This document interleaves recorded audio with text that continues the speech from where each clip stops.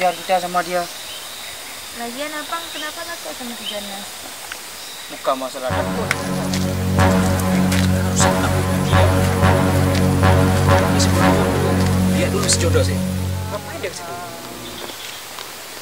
Ada rumah gedung merah. Alah, sepi kali di sini. Iya, di kampung mana Pak? Orang nggak ada, monyet nggak ada. Itulah, Banjek pun udah berkawan pula sama si Jonas ya. Itu juga yang itu yang kecil dia dari no. Kalau ikut, anak ikut lah. Tajak tu ni.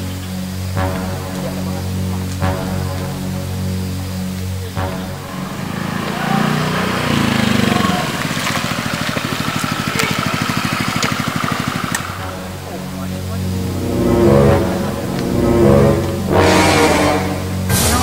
Alah, sekejap je.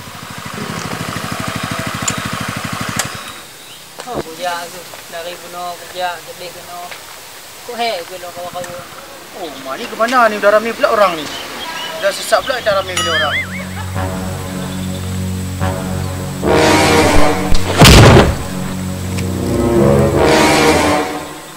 Tak ada narung je.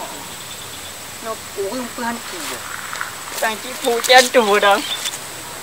Hampir aja ketahuan sama si Jonas. Ya, kita nyasar ni. Bapak ke sana aja. Hantu boleh kau.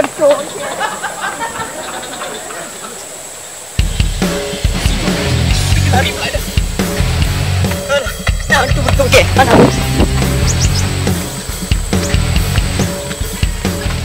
Sepi kali di sini. Iya, di kampung mana Pak?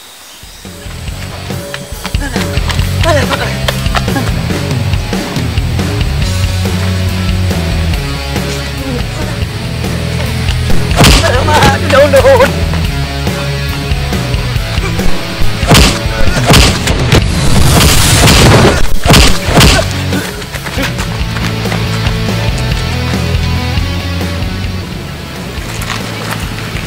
Ada Banjek sama si Jonas. Dah yuk.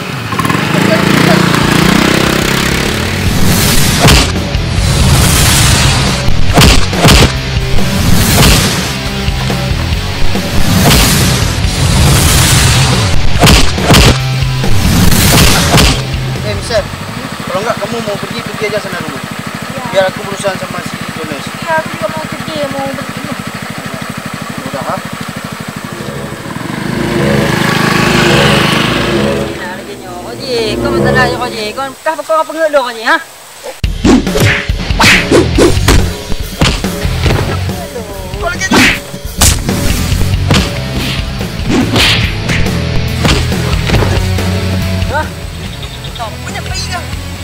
Si Jonas, si Joker, Uma dibanting Joker. Aduh.